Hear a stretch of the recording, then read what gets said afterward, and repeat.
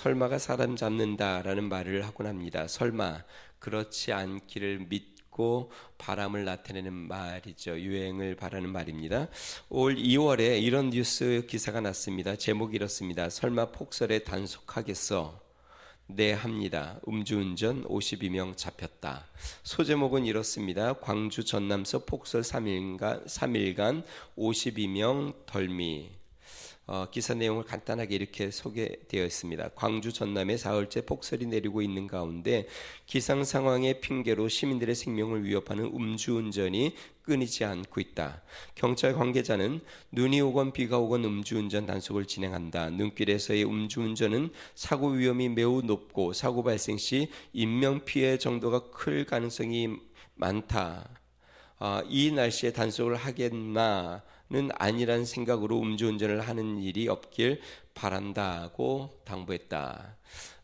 여러분, 이러한 설마는 음주운전에 단속이 당하는 것이 어쩌면 다행일지 모릅니다. 오히려 이런 설마가 단속을 당하지 않고 교통사고가 나게 되면 오히려 큰 인명사고를 내는 경우들이 많이 있습니다. 설마 하는 일이 일어나지 않으면 아무 일도 없는 것처럼 그냥 지나가는 것처럼 보입니다. 그러나 이 설마라는 것은 언제든지 이 불길한 일 아니면 원치 않는 일이 일어날 수 있는 여지가 항상 있는 것을 남겨두는 것이죠. 우리 그리스도인들은 우리 삶의 모든 것에 우리 하나님의 주권이 있음을 믿습니다.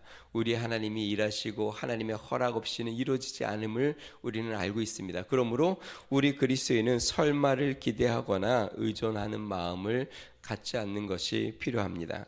오늘 본문에 다윗의 무리들이 나타났던 소문을 듣고요, 이 사울 왕이 제사장들의 무리들을 다 살육하는 장면들이 오늘 본문에 나옵니다. 다윗이 사울 왕을 피하여 처음에 도망친 곳이 어디였냐면 높 땅, 성소가 있는 노브로 먼저 들렸다가 그 다음에 피신을 했습니다. 노브에 들린 곳에 성소가 있었고 다윗이 그곳에서 아히멜렉 제사장을 만났습니다. 제사장에게 떡을 구하였고 그 다음에 무기를 구하였는데 골리앗의 칼을 줘서 골리앗의 칼을 갖고 떠난 장면이 성경에서 나왔습니다. 자, 그런데 이제 다윗이 나타났다는 이야기를 듣고 사울 왕이 이 다윗에 대한 진노를 하는데요. 그때에 에돔 사람 그 도액이라는 사람이 그 사울 왕 앞에서 다윗이 그 높 땅에서 아비멜렉 제사장을 만난 사실을 이야기합니다. 이것으로 말미암아 사울 왕이 진노를 하고 그 다음에 이 제사장들을 다 불러들여 그들을 책망을 하고 그들을 다 죽이는 장면이 오늘 본문 말씀입니다. 오늘 본문 말씀을 통해서 설마하는 장면들이 몇 장면이 나오는데요. 우리가 오늘 본문 말씀을 통해서 우리가 깨닫는 것이 무엇인지 좀 살펴보도록 하겠습니다. 첫 번째는요, 누구든지 변질될 수 있음을 우리는 기억해야 한다는 것입니다. 오늘 본문은 이렇게 시작합니다. 6절 말씀을 보니까요, 사울이 다윗과 그와 함께 있는 사람들이 나타났다 함을 들으니, 우리가 지난 시간에 다윗이 굴로 숨었다가 그 다음에 또 다른 지역으로 옮겨갔다가 다시 유다 땅으로 온 사건들을 우리가 살펴보았습니다. 그런데 이 다윗이 혼자가 아니라 처음에는 혼자 피신하고 다녔는데 이제는 그를 따르는 무리들이 약 400여 명 정도가 되었다고 이야기합니다. 이 숫자가 많아지니까 이 유다 땅에서 이제 소문이 나기 시작했고 사울 왕이 다윗과 무리들이 나타났다는 소문을 듣게 됩니다. 그래서 그 마음속에 분노가 일어났고 이제 신하들을 모읍니다. 우리 6절 말씀을 한번 볼까요? 제가 한번 읽어보겠습니다. 사울이 다윗과 그와 함께 있는 사람들이 나타났다 함을 들으니라. 그때 사울이 기브와 높은 곳에서 손에 단창을 들고 에셀나무 아래에 앉았고 모든 신하들은 그의 곁에 섰더라. 사울이 이 소문을 듣고 신하들을 모집을 했는데요, 기브와 높은 곳에 앉았습니다. 그런데 이 높은 곳에 앉았을 뿐만 아니라 손에는 단창을 들고 있고 신하들은 그 주위에서 서 있습니다. 그러면서 사울이 이렇게 이야기합니다. 7절 말씀 보니까요. 사울이 곁에 선 신하들에게 이르되 너희 베냐민 사람들아 들으라. 이새의 아들이 너희에게 각기 밭과 포도원을 주며 너희를 천부장 백부장을 삼겠느냐? 너희가 다 공모하여 나를 대적하며 내 아들이 이새의 아들과 맹약하였으되 내게 고발하는 자가 하나도 없고 나를 위하여 슬퍼하거나 내 아들이 내 신하를 선동하여 오늘이라도 매복하였다가 나를 치려하는 것을 내게 알리는 자가 하나도 없도다 하니. 신하들을 지금 추궁하면서 이렇게 이야기합니다. 다윗이 너희들에게 밭과 포도원을 주겠느냐?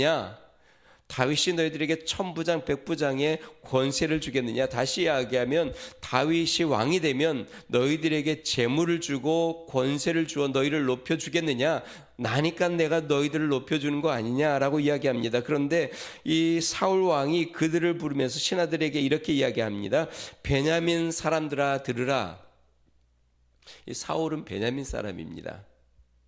그러니까 베냐민 사람들아 들으라라고 이야기하는 것을 보면 사울이 이 자신의 나라의 요직에, 그러니까 높은 그 직분들을 다 자기 뭐 인맥에 따라 아니면 자기 지파의 사람들을 다 세운 것 같습니다. 그러면서 그들에게 지금 이렇게 이야기합니다. 그러면서 너희들이 다 공모하여서, 지금 다윗의 무리들이 그렇게 있는데 나에게 누구도 보고하는 사람이 없고 사울에 대한 이 다윗에 대한 행적에 대해서 누구도 알려주는 사람도 없고, 너희들이 그들과 공모해서 나를 암살하는데 지금 협력하는 거 아니냐? 그런데 그의 손에 단창이 있습니다. 여러분, 이 단창이 사울 왕과 여러 번 나오는데요. 이 단창은 다윗을 죽이려고 여러 번 던졌고, 요나단에게 화가 났을 때 요나단을 죽이려고 던졌고, 지금 손에 단창을 딱 들고 높은 자리에 앉아서 신하들은 주위에 서서 있는 모습. 지금 굉장히 공포 정치를 하고 있는 것이죠. 자, 그때에 모두 다 벌벌 떨고 아무 말도 하지 못하고 있을 때 에돔 사람 도액이 사울 왕에게 이야기합니다. 내가 이전에 그 노베 성소에 갔을 때에 다윗을 보았습니다. 거기에서 다윗이 제사장을 만나서 제사장과 이야기하는 것을 보았고, 제사장이 그를 위해서 기도해 주는 것을 보았고, 또 떡을 주고 골리앗에 칼을 주는 것을 보았습니다. 자, 이 이야기를 들은 사울 왕이 빨리 제사장들을 다 불러와라. 이 제사장 아히멜렉뿐만 아니라 노베에 있는 모든 제사장들을 다 불러와라. 그래서 85명의 제사장이 사울왕 앞에 나아갑니다. 그리고 사울이 이 아비멜렉을 추궁합니다. 그때 아비멜렉 제사장이 이렇게 이야기합니다. 우리 14절 15절 말씀을 한번 보겠습니다. 제가 읽겠습니다. 아비멜렉이 왕에게 대답하여 이르되 왕의 모든 신하 중에 다윗같이 충실한 자가 누구인지요? 그는 왕의 사위도 되고 왕의 호위대장도 되고 왕실의 존귀한 자가 아니니까 내가 그를 위하여 하나님께 물은 것이 오늘이 처음이니까 결단코 아니니이다. 원하건대 왕은 종과 종의 아비의 온 집에 아무것도 돌리지 마옵소서. 왕의 종은 이 모든 크고 작은 일에 관하여 아는 것이 없나이다 하니라.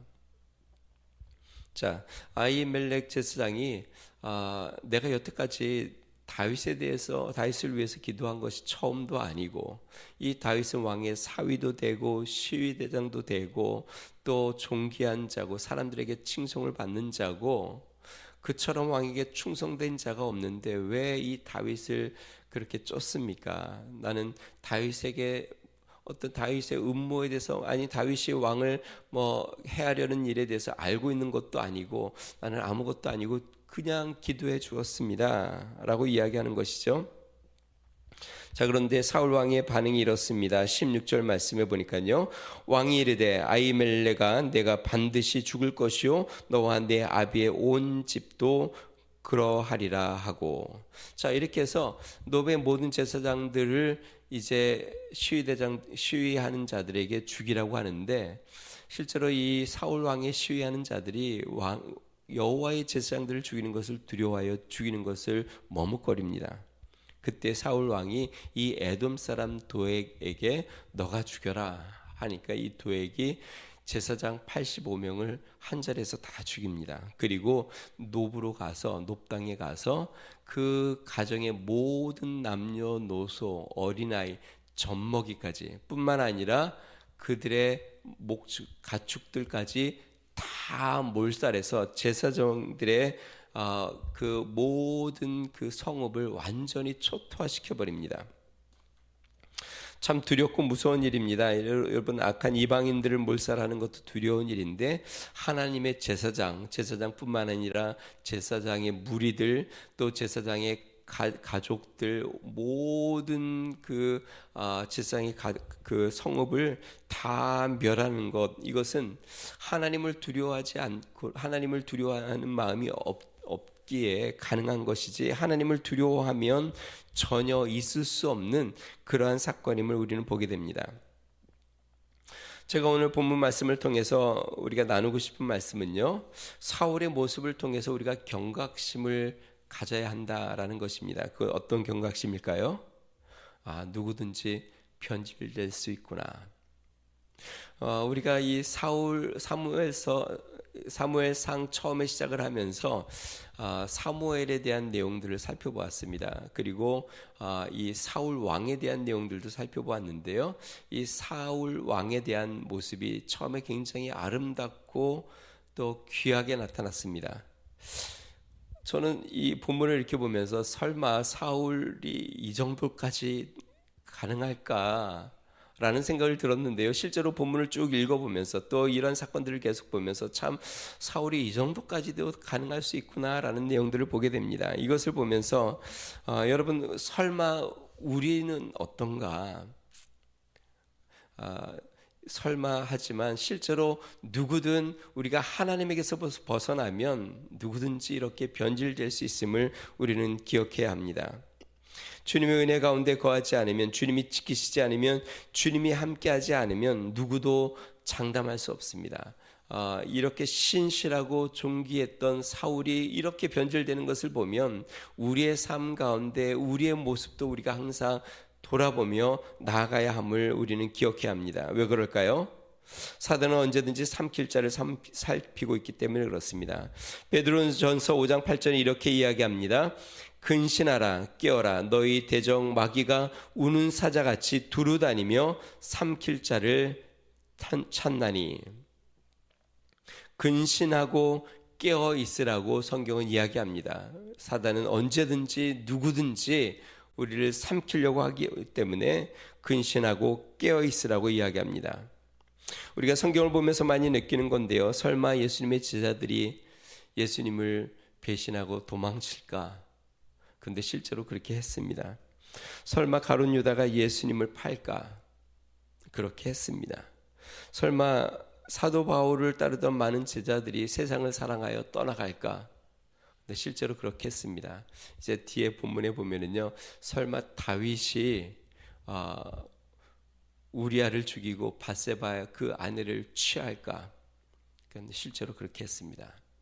사단은 언제든지 틈을 보고 사람들을 삼켜 넘어뜨리려고 하기 때문에 우리도 항상 깨어 근신하며 주님 앞에 바로 서야 합니다. 변질되지 않고 또 죄 넘어지지 않도록 항상 믿음 가운데 깨어있는 성도들이 되기를 주의 이름으로 축원드립니다.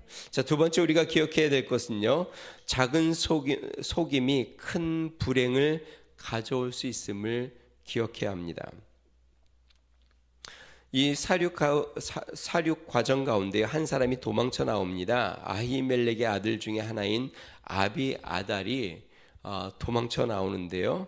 그가 도망쳐서 다윗을 찾아갑니다. 그리고 이렇게 된 모든 일들을 다 아뢰입니다. 20절과 21절 말씀인데요. 제가 한번 읽어보겠습니다. 아히두베의 아들 아히멜렉의 아들 중 하나가 피하였으니 그의 이름은 아비아달이라. 그가 도망하여 다윗에게 가서 사울이 여호와의 제사장들 죽인 일을 다윗에게 알림해. 사울 왕이 이 놉당의 모든 제사장들을 다 모아 죽인 일과 그 다음에 놉성의 그 제사장의 모든 가족들을 다 몰살시킨 것에 대해서 그가 가서 아비아달이 다윗에게 가서 알립니다. 그러니까 다윗의 반응이 나오는데요. 22절 말씀 우리 같이 한번 읽어보겠습니다. 같이 있습니다. 시작. 다윗이 아비아달에게 이르되 그날에 에돔 사람 도액이 거기 있기로 그가 반드시 사울에게 말할 줄 내가 알았노라. 내 아버지 집의 모든 사람 죽은 것이 나의 탓이로다.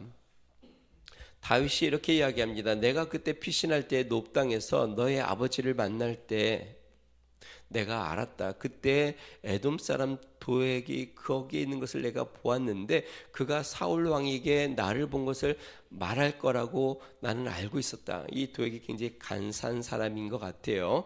그러니까 분명히 그가 사울에게 이것을 고자질할 것을 나는 알고 있었다라고 이야기합니다. 그런데 아마 다윗은 설마 했던 것 같습니다.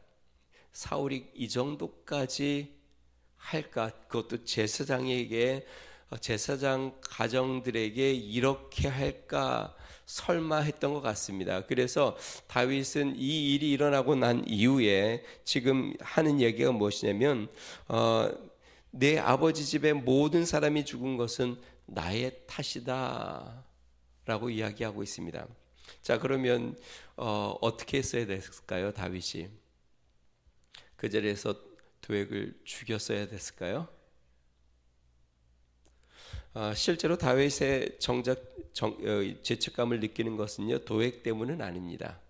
다윗이 죄책감을 느끼는 것은 그가 거짓말을 했기 때문에 그렇습니다. 이 다윗이 제사장 아히멜렉을 만났을 때에 그에게 거짓말을 했습니다. 아히멜렉을 만났을 때 다윗이 혼자의 단신의 몸으로 초췌 모습으로 나타나니까 이 아히멜렉이 깜짝 놀래고 두려워 떱니다. 그러면서 묻습니다. 도대체 어떻게 된 일입니까?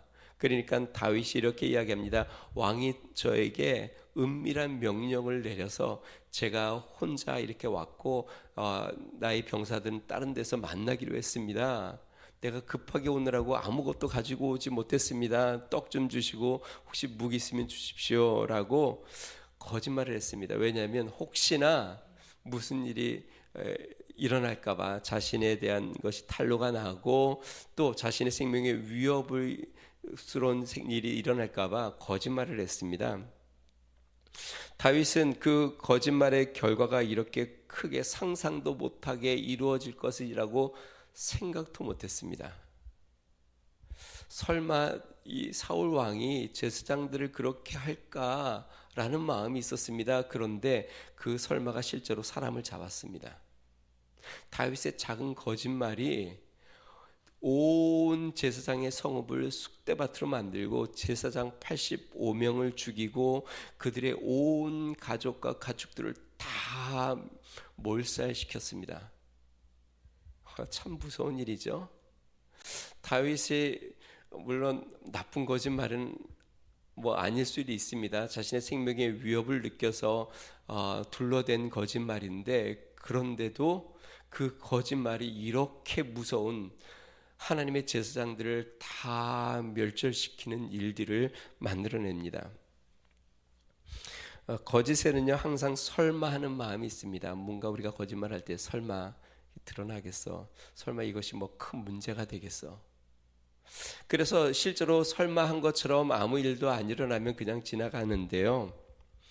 그런데 참 놀랍죠. 하나님께서 우리 믿는 사람들의 이 설마하는 거짓말을 다루시는 때가 있습니다.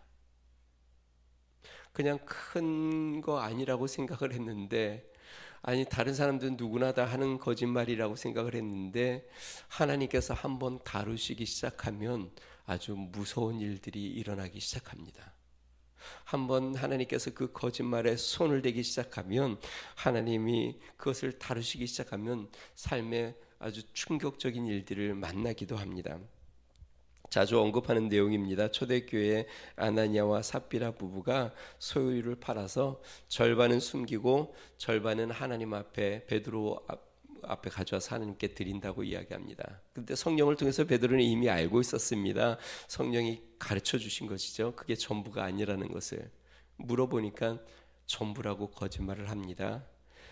베드로가 이렇게 이야기합니다. 사도행전 5장에 보니까요. 베드로가 이르되 아나니아야 어찌하여 사단이 내 마음에 가득하여 내가 성령을 속이고 땅값 얼마를 감추었느냐. 땅이 그대로 있을 때에는 내 땅이 아니며 판 후에도 내 마음대로 할 수가 없더냐. 어찌하여 이 일을 내 마음에 두었느냐. 사람에게 거짓말한 것이 아니요 하나님께로다 하고 아나니아도 그 자리에서 죽고 그의 아내도 그 자리에서 죽는 장면이 나옵니다. 다시 이야기하면 거짓은 사단의 유혹입니다. 거짓은 사람을 속이는 것이 아니라 하나님을 속이는 것입니다. 그러므로 우리 믿는 자들은 항상 진실한 삶을 사는 것이 필요합니다. 우리의 삶 가운데 거짓 없는 믿음을 갖는 성도들 되기를 주임으로 축원드립니다. 때로 우리 마음속에 유혹이 많이 찾아옵니다. 순간을 모면해 보고 싶은 마음도 있습니다.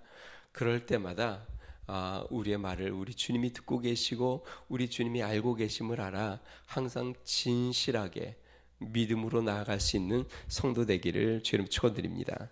마지막 세 번째로 우리가 교훈을 받아야 하는 것은요, 하나님의 말씀은 반드시 성취된다는 것을 기억해야 합니다.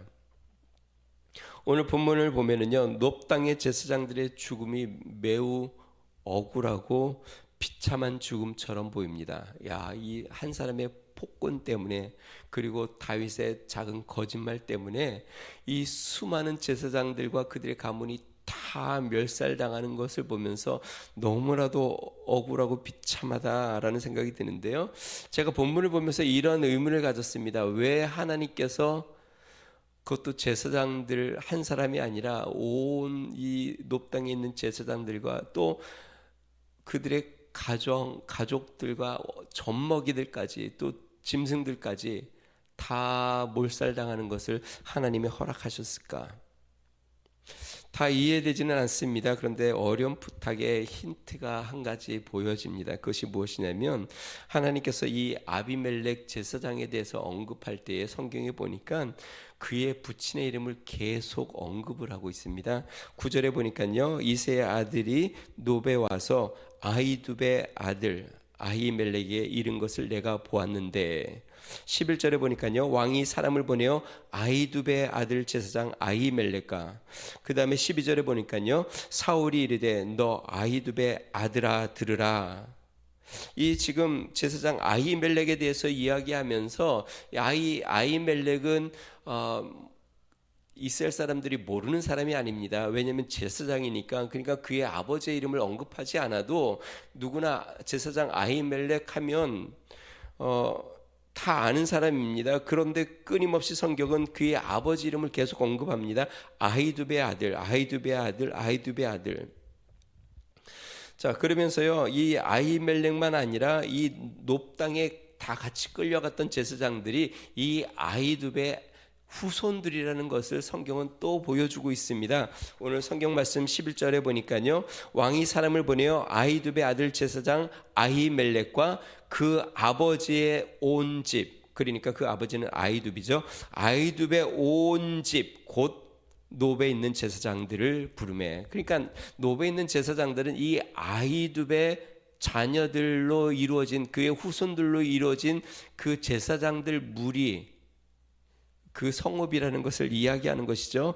아히멜렉도 이렇게 이야기합니다. 15절에 보니까요, 왕은 종과, 여기 종은 자기를 이야기하는 거죠. 아비멜렉, 종과 종의 아비의 온 집에 아무것도 돌리지 마옵소서. 그러니까 함께 끌려갔던 사람들이 지금 아히멜렉과 형제들이고 또 그의 자녀들이고 다 제사장들이 그 가문 사람들로 다 이루어진 그 놋성의 제사장의 가문들입니다. 16절에 보니까요, 왕이 이르되 아히멜렉아 너가 반드시 죽을 것이요 너와 내 아비의 온 집도 그러하리라. 다윗도 이렇게 이야기합니다. 22절에 보니까요, 내 아버지 집의 모든 사람 죽은 것이 나의 탓이로다. 그러니까 지금 놋 땅에 있는 제사장들은 아히멜렉의 아버지 아히두베 자손들로 다 이루어진 그 제사장 그 가문들로 형성된 마을인 것을 알 수 있습니다. 여러분, 본래 이 놋 땅은요 제사장의 성읍이 아니었습니다. 그런데 왜 제사장의 성읍이 됐냐면, 원래 이 성소는 어디 있었냐면 실로에 있었습니다. 그런데 이 사무엘 때 사무엘 제사장 또 엘리 제사장 때의 실로에 블레셋이 쳐들어옵니다. 그래서 이 성소가 다 회파됩니다. 그래서 이 엘리 제사장의 후손들이 이제 도망쳐서 장소를 안전한 곳으로 옮긴 곳이 이 높당입니다. 그리고 거기에 성소를 다시 짓습니다. 그래서 엘리의 후손들이 거기에 다 모여 살게 됐는데요. 그럼 아히둡은 누구인가? 아히둡은 엘리 제사장의 손자고요. 그리고 제사장 비느하스의 아들입니다. 엘리 제사장에게는 두 아들이 있었습니다. 홈니와 비느하스. 그들은 망난이었죠. 하나님의 제사한 것을 삼치창으로 푹 찍어서 자기들 마음대로 먹고, 그 다음에 성소에서 수종드는 여인들과 간음을 하고, 하나님이 엘리에게 자꾸 책망을 했는데도 엘리가 그들을 혼내지도 않고, 이러다 보니까 하나님이 너희 그 가문에 대해서 징계의 말씀을 하십니다. 결국 블레셋이 침공했을 때에 홈니와 비느하스가 한날에 죽고, 그날에 엘리 제사장도 죽고, 비느하스의 그 아내죠. 그러니까 엘리의 며느리가 임신했는데 아이를 낳으면서 죽습니다. 그 아이의 이름이 이가봇, 하나님의 영광이 떠났다 하고 언약궤가 빼앗겨 가죠. 자, 이 비느하스의 아들 중에 한 명이 누구였냐면 아히둡이었습니다. 그리고 이 아히둡의 아들이 아히멜렉, 오늘 본문에 나오는 그 제사장이고요. 그리고 거기에 모여 있는 사람들은 아히둡의 다 후손들로 이루어진 제사장 가문들이 있는 곳이 지금 높 성읍입니다. 하나님께서 엘리 제사장에게 이렇게 그때 사무엘을 통하여 예언의 말씀을 했습니다. 사무엘상 2장에 보니까요, 이스라엘 하나님 나 여호와가 말하노라, 내가 전에 내 집과 내 조상의 집이 내 앞에서 영원히 행하리라 하였으나 이제 나 여호와가 말하노니 결단코 그렇게 하지 아니하리라. 나를 존중히 여기는 자를 내가 존중히 여기고 나를 멸시하는 자를 내가 경멸하리라. 보라, 내가 내 팔과 내 조상의 집 팔을 끊어 내 집에 노인이 하나도 없게 하는 날이 이를지라. 이스라엘의 모든 복을 내리는 중에 너는 내 최소의 환난을 볼 것이요 내 집에 영원토록 노인이 없을 것이며 내 제단에서 내가 끊어버리지 아니할 내 사람이 내 눈에 세잔하게 하고 내 마음을 슬프게 할 것이요 내 집에서 출산하는 모든 자가 젊어서 죽으리라. 이게 하나님께서 엘리 가문에 대한 징계의 말씀이었는데요. 그 홈니와 비느하스가 전쟁에서 죽고 겨우 살아남은 그 후손들이 높당의 자리를 잡고 있었는데 하나님께서 너희 가문 중에 노인이 없을 거다. 젊어서 다 죽게 될 거다.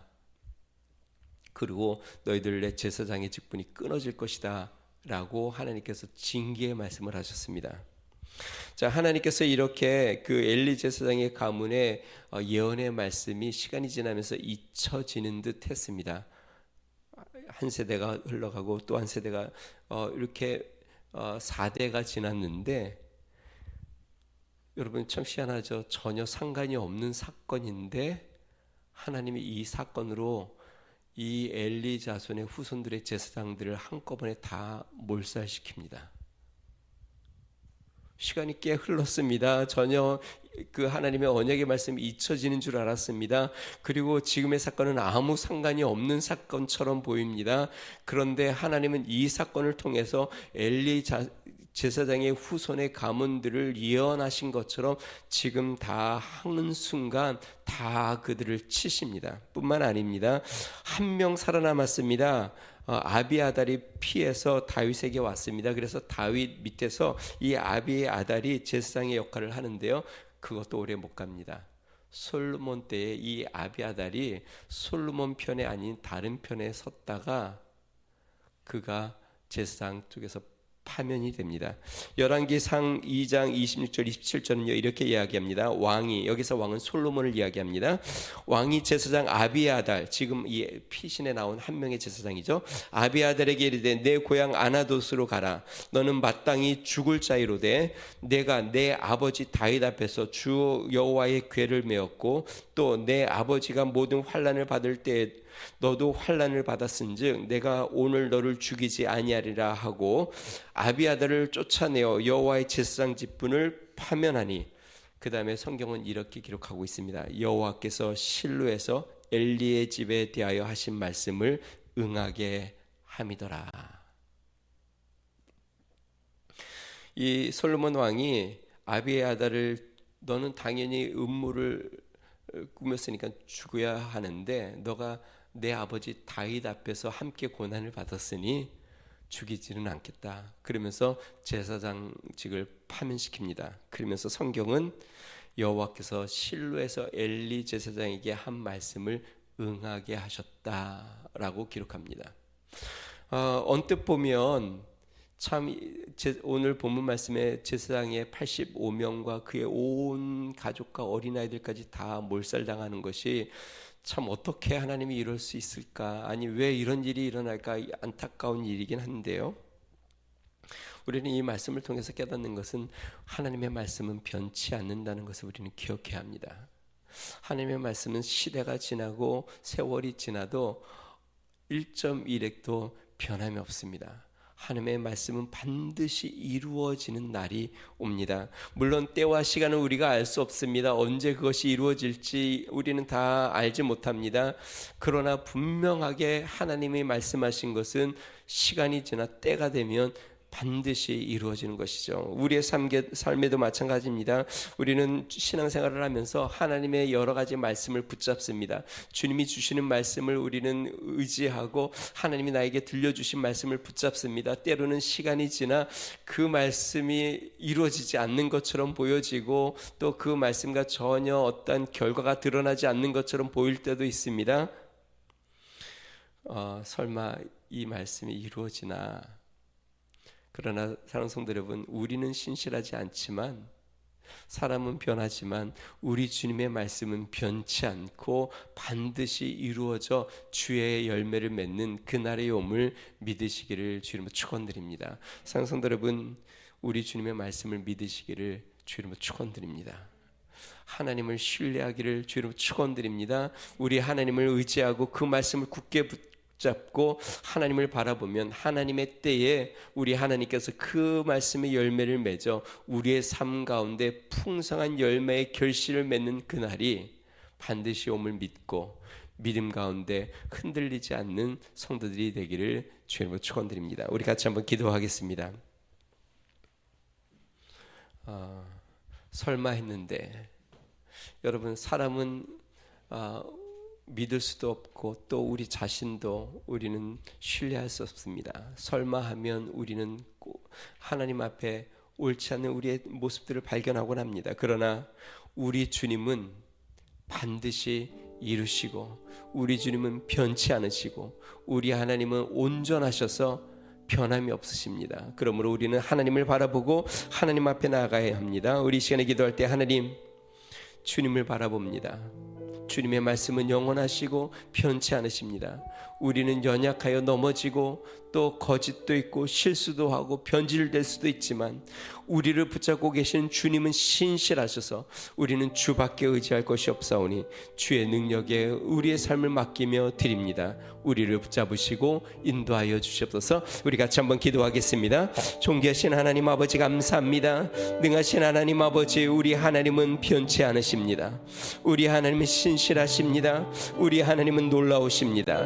능하신 하나님 아버지, 우리는 하나님이 연약하고 때로 하나님 아버지 우리 안에 하나님 아버지 거짓도 죄악도 있습니다. 하나님 아버지 유혹도 받습니다. 넘어지기도 쉽습니다. 그러나 우리 하나님, 우리 주님은 변치 않으시오니 하나님 아버지 우리가 우리 자신을 신뢰하지 아니하고 우리 하나님을 신뢰합니다. 하나님을 바라봅니다. 하나님 아버지 주를 의지합니다. 주님 앞에 나아갑니다. 주님을 바라보며 나아가는 믿음의 삶이 되도록 성령으로 도우시고 인도하여 주시옵소서. 능하신 우리 하나님의 역사와 하나님의 은혜가 하나님 아버지 우리를 주장하며 이끄시는 주의 은혜를 경험하도록 성령으로 도우시고 인도하여 주시옵소서. 하나님 아버지 선한 역사를 이루시는 우리 하나님을 의지하며 하나님 앞에 날마다 믿음으로 나아가는 거룩한 삶이 되도록 성령으로 주장하여 주시며 축복하여 주시고 이끌어 주시옵소서. 주님 감사합니다. 주님을 찬양합니다. 좋으신 하나님 아버지 감사합니다. 하나님, 날마다 우리 자신을 돌아보고 하나님 자신을 신뢰하지 아니하며 오직 우리 주님의 은혜 가운데 거하고 하나님 주의 자비를 구하고 주님과 동행하는 삶이 되도록 은혜를 더하여 주시옵소서. 우리 하나님은 변함이 없으시고 하나님의 약속은 하나님 반드시 이루시며 주님께서 하나님 아버지 선한 역사를 이루시는 것을 알아 하나님 믿음 가운데 하나님을 바라보며 주님과 동행하는 믿음의 삶이 되도록 은혜를 베풀어 주시옵소서. 이제는 우리 주 예수 그리스도의 은혜와 하나님 아버지 무한하신 사랑과 성령님의 감동 감화 내주 충만케 하시는 총이 날마다 자신을 부인하고 우리 하나님의 신실하심을 믿고 하나님과 동행하기로 결심하는 믿음의 성도 가정과 교회와 나라와 민족 위에 이제로부터 영원토록 함께 하시기를 간절히 축원하옵나이다. 아멘.